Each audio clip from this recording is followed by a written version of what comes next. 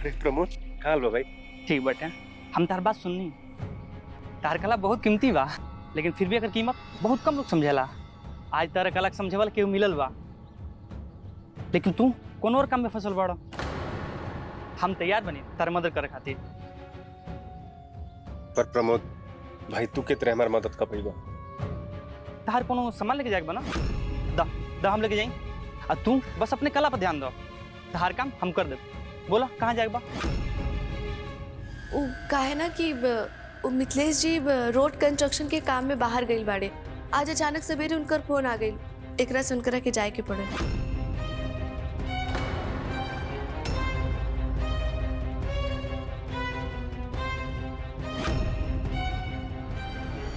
ये हमार पति बाड़े भोला जी, रउआ लोग से मिले खातिर बहुत बेताब रहेले। प्रणाम। हेलो। इहो रउआ जैसन बहुत स्मार्ट और बिजनेस माइंडेड बानी।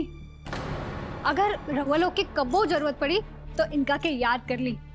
रंजीत जी, रउआ अपन नंबर दे दी, ई खुद फोन कर लिए।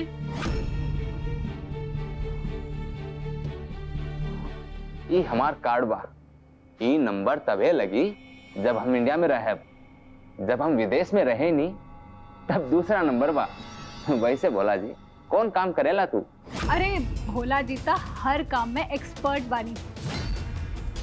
तनी मौका दे के देखी।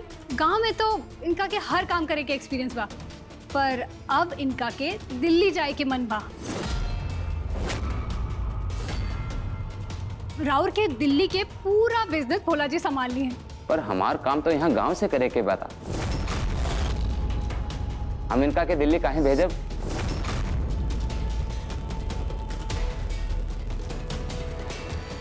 अरे सोचा मत मिथिलेश, हम राजू चाची के गांव की तरफ ही जाता नहीं। हम उनका के पूजा के धागा दे देम, पर तू आज के प्रोग्राम पर ध्यान दो। हमारे ऊपर विश्वास नहीं है का दोस्त? तारा के लागत हम पूजा पाठ वाला काम में कौन गड़बड़ी करब? अरे पूजा पाठ में तुम्हारा बहुत आस्था बा। दा हम पहुंचा देबो धागा। शायद भोले बाबा एकरा के यही जे भेजले बड़न हमारा मदद करे खातिर। लगातार भगवानों चाहत रहन कि हम ही प्रोग्राम जाके करी और अपना कला के सम्मान दी। प्रमोद हमारा तारा पर पूरा विश्वास बैठे। एक मिनट, ये पवित्र धागा बट जो हमारे चाची के घरे पहुंचावे के बटे। तू एकरा के बढ़िया से पहुंचा दिया। हाँ ले चलो ठीक है, चलते नहीं।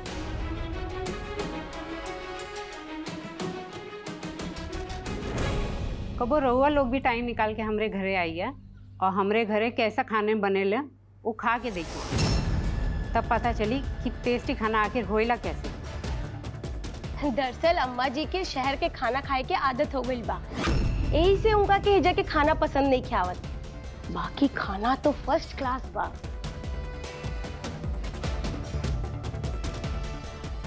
हाँ, सब केहू के अपन अलग अलग टेस्ट होला। केहू के शहर के खाना पसंद आवेला और केहू के गांव के।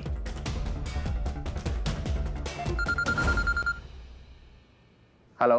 हाँ सर, हम नवनीत बोला तानी। कहाँ बड़ी रहूँगा? अरे हमनी के आपके इंतजार करा तानी। हाँ हाँ बस हम आवते बानी। ठीक बा आई।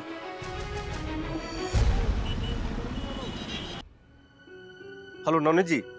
नवनीत जी हम ये प्रोग्राम करे खातिर तैयार बने। अरे धन्यवाद मिथिलेश जी, हम तो रहुआ के उम्मीदें छोड़ देले रही। अरे नवनीत जी धन्यवाद काहे खातिर? देखी ये दुनिया में हमनी के कला के कदर करे वाला बहुत कम लोग बन, और में से आप एगो बनी जो हमनी के कला के समझीला। दिल से चाहत रहने कि हम ये प्रोग्राम करें और भगवान भोलेनाथ रास्ता निकाल दिहलन। हम आवत नहीं आपके पास। आई आपके स्वागत बा, हम आपके इंतजार करता नहीं। अब नवनीत जी सुनी ना, हम पहले अपना घरे जाए। कुछ हमनी के एगो मेहमान आइल बन जाए, तो मेहमान लोगन से मिल के ओकरा बाद कुछ अपन नाच के सामान लेके हम आपके यहाँ सीधे पहुँचते हैं। ठीक बा, आप आई, जल्दी आई। जी बहुत बहुत धन्यवाद। रितु जी ये गुलदस्ता हम राउर हस्बैंड खातिर लेके आवल बानी, लेकिन वो तो मिलबे ना कइले।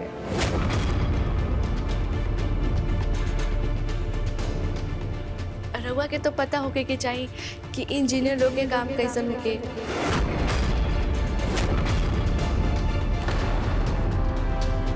ना टाइम मिलेला उनकरा के, हमेशा दौड़त भागत रहेला। ओ मतलब रितु भाभी ई लोग के नइखे बतावल चाहतरी कि मिथिलेश भैया एगो नजरिया बाड़े।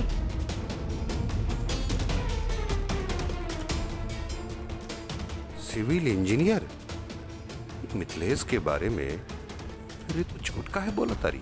हमरा के बहुत अच्छा लागत कि हम रउआ के मिथिलेश जी से मिलवा पाती।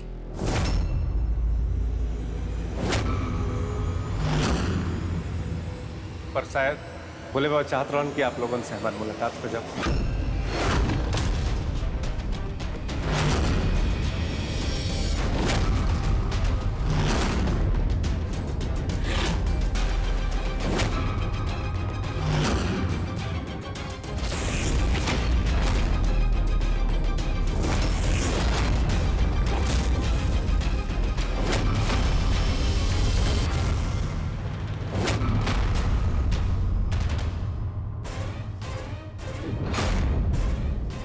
जी, लेकिन हम कितना सही समय पा गए।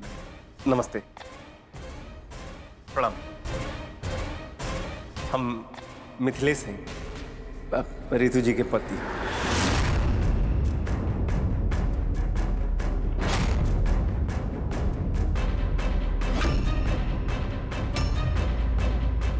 हेलो मिथिलेश।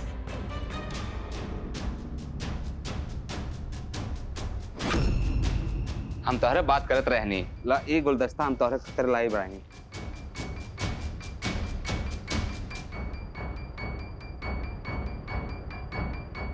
जी बहुत बहुत धन्यवाद।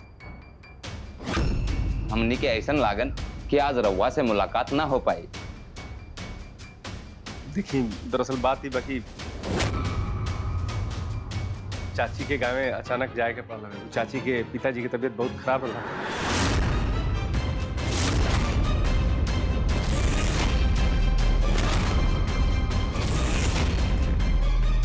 तब हमरा के एगो पवित्र धागा लेके हुए जाए के रहा। और बीच में ऐसा कोनो काम आ गया कि फिर से हमरा के ऐजा आवे के पड़ा हमें घरे और आप लोगों से मुलाकात हो गई। गांव धागा ये सब का बोला ताड़ा तू? रितु तो बतावत रही कि तू सड़क बनावे गईल बाड़ा।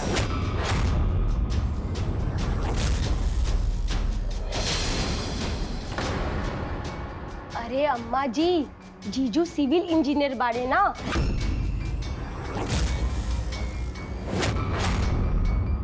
जिम्मेदारी तो होबे करी हमेशा।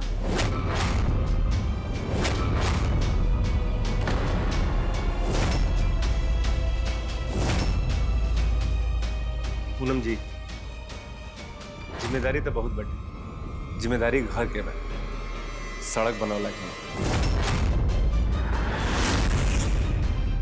लागल तनिक कंफ्यूजन हो गल बा। मिथिलेश आज घर के पर्सनल काम खातिर गए रहे शायद, लेकिन ऐसे तो हमेशा जाते रहे। सिविल इंजीनियर लोग के जॉब ऐसा होला। हमरा के बुझाते थे कि थोड़ा सा कंफ्यूजन हो गया। हम भला कहाँ से सिविल इंजीनियर बन सकला और कब से हो गई नहीं हम सिविल इंजीनियर।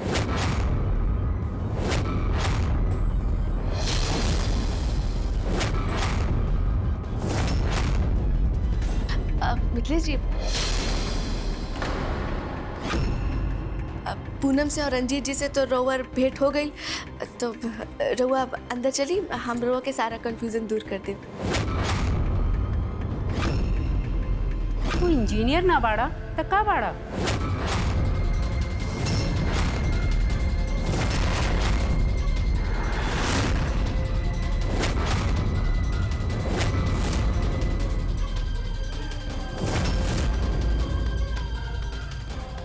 लेकिन हम इंजीनियर ना, हम आप लोगों से साफ साफ बता देते कि हम एगो नचनिया।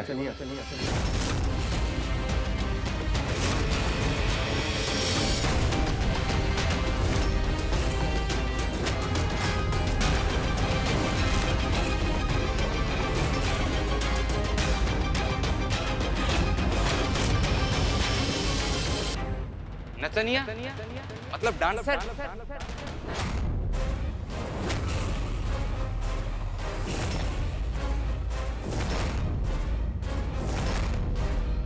लेकिन यहाँ गांव में कैसन डांसर बाड़ा तू?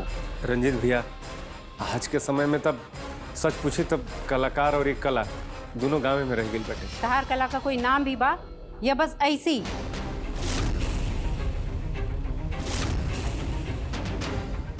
बिल्कुल बटे, आप आप लोग श्री भिखारी ठाकुर के तो नाम सुन ही होकम। जनू कला के प्रदर्शन करत रहनी, वह कला के हम दिल से प्रदर्शन करीला। अरे तो घुमा फिरा के काहे बात कर रहा, सीधे सीधे लौंडा डांस बोला ना।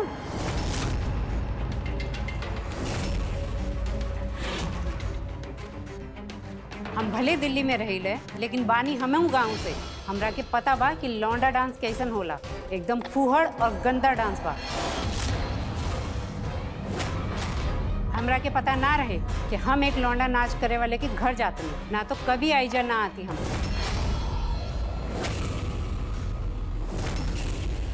हम लौंडा डांस की वीडियो देख ले बानी, ये तो बहुत ही फोर टाइप का डांस बानी। रंजीत जी, आप लोगों को कोनो गलतफहमी हो गई बेटे। ऐसा कोनो बात नहीं है, दरअसल बात ही बाकी अपन सफाई अपने पास रखा तो एगो लौंडा नचनिया बाड़ा।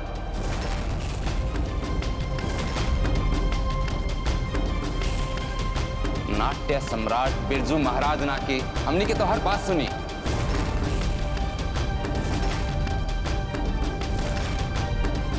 पूनम कैसे सहेली बनाने बाड़ा तू? तोहरा से तो इतना बड़ा झूठ बोल ली।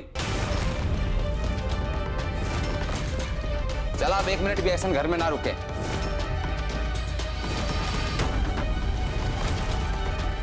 आखिर तू ऐसे काहे गई लुहरी तू?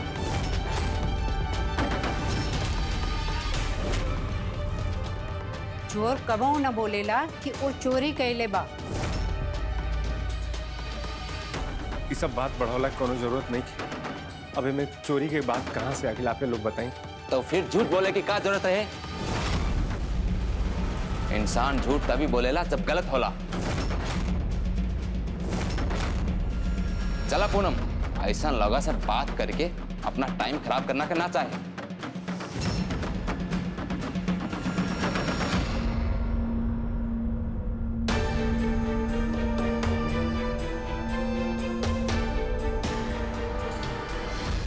रुआ के वापस आवे के का जरूरत रहे?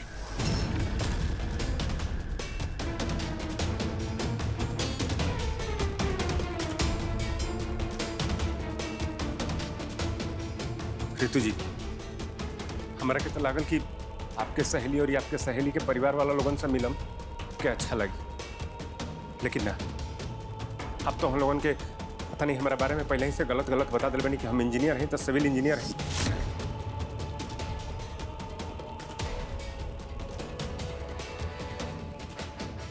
चाची जी हमरा से बतवले रहले कि पंडित जी से बात करले, तो पंडित जी से हम बात करनी तो पंडित जी हमरा के बोलले कि रात में महामृत्युंजय के जाप करे के पड़ी और उहे रात का धागा, लाल धागा लेकर रउआ के चाची जी के गांव जाए के पड़ी और उनके पिताजी के हाथ में जब रउआ बांध दे तो उनका स्वास्थ्य ठीक हो जाए। हमारा के तई लगा था ना कि आप कोनो बहाना बना के हमारे घर से बाहर कर देनी, और वो मंत्रित धागा वो हमारे चाची के पिताजी के खातिर ना, वो रउआ के शर्मिंदगी के छुपावे खातिर एगो जरिया रहा।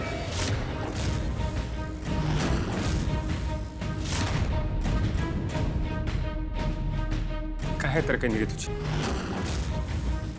बोली ही बात सच बा? हाँ, हम झूठ बोलनी। हम रउआ के बहाना से घर से बाहर भेजनी और हम का करती? एगो लड़की हो का कर सकत हरी? हमारे सहेली के सामने हम अपन पति से मिलाई, जवन पति एगो लौंडा नाच करता हुआ।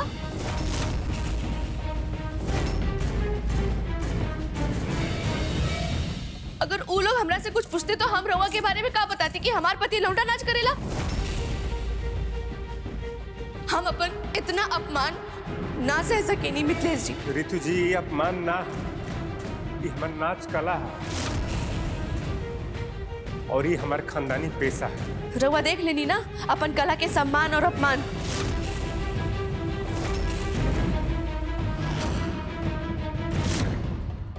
जैसे ही उन लोगों के पता चलल कि रउआ एगो नाचे वाला बानी, उनकर प्रताप कैसे हो गल रहे। न सिर्फ रउआ के बेइज्जती भइल, बल्कि हमार सहेली के सामने भी बेइज्जती भइल।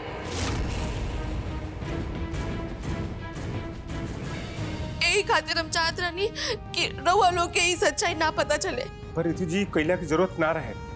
नाच कोनो बुरा चीज ना हवे।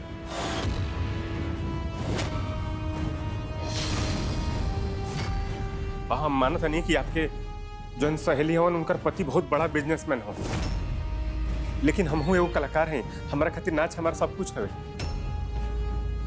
और कलाकार के इज्जत हर जगह होला, ओकर सम्मान हर जगह होला ऋतु जी, ओकर अपमान ना होला। बस मिथिलेश जी, भगवान के खातिर चुप हो जाई। रहुआ के आगे हम हाथ जोड़ा तानी। ये गंदा और फूहड़ नाच के अपन कला के नाम मत दी, बस बहुत हो गई।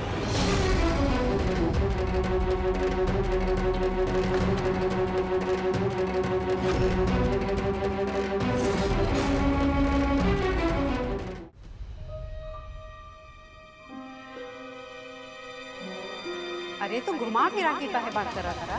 सीधे सीधे लौंडा डांस बोला ना। हमरा के पता बा कि लौंडा डांस कैसन होला, एकदम फूहड़ और गंदा डांस बा। तो एगो लौंडा नचनिया बाड़ा, नाट्य सम्राट बिरजू महाराज ना की हमनी के तो हर बात सुनी। आखिर तू ऐसे काहे गई हरी तू?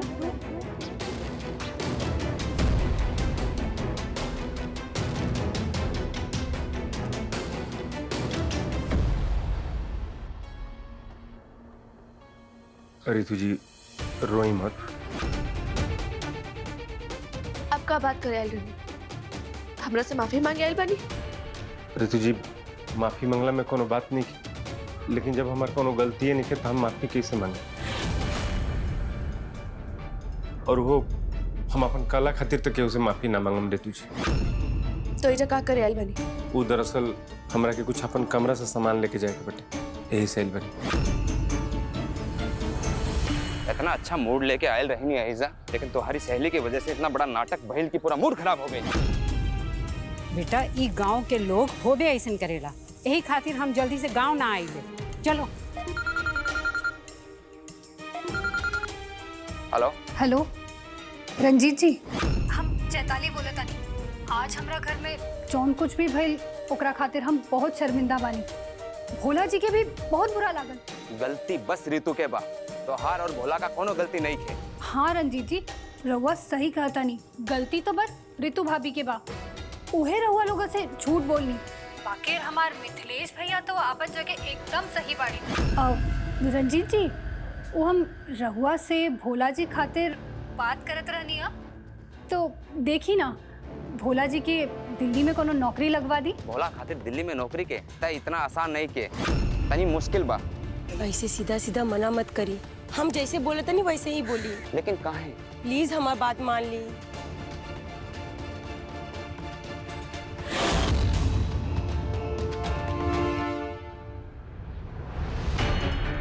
ये सब कहा?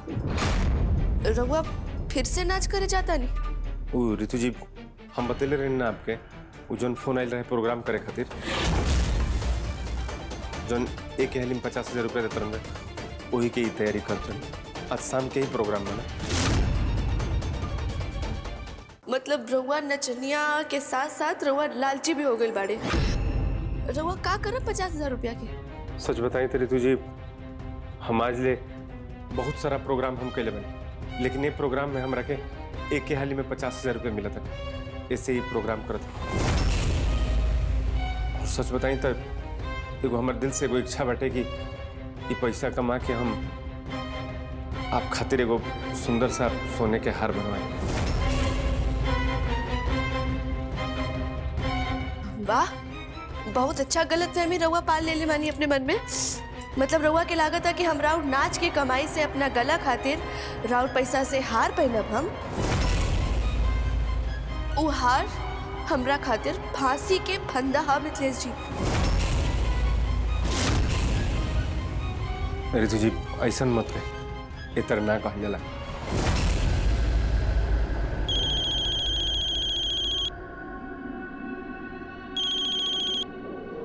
जी हेलो नवनीत जी, बस हम अभी अपना घर से निकलते बनी। माफ करी मिथिलेश जी, अब रउआ के यहाँ आइले के कोनो जरूरत नहीं खे। कहीं से ही प्रोग्राम अब कैंसिल हो चुकल बा, और ये जो प्रोग्राम हम रखले रहनी ये अब हम अपने खास मेहमान रंजीत जी खातिर रखले रहनी।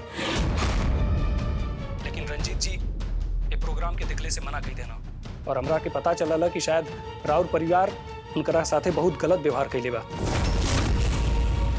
यही से नाराज होकर वो राउर प्रोग्राम देखले से मना कर देना।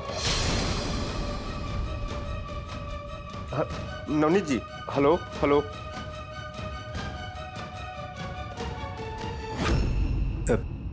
रितु जी, हमरा से कुछ भी बात मत करिए, अपन सामान उठाई और जाके नाची जाके। रितु जी, जोन प्रोग्राम करे खातिर जात रहनी हो कैंसिल हो गई।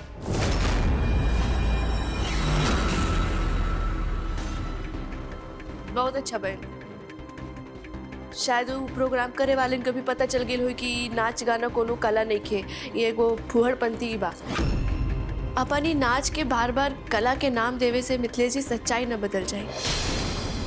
दुनिया खातिर राव नाच खाली एगो मजाक बा, और रउआ के भी ये चीज बहुत जल्दी एहसास हो जाए।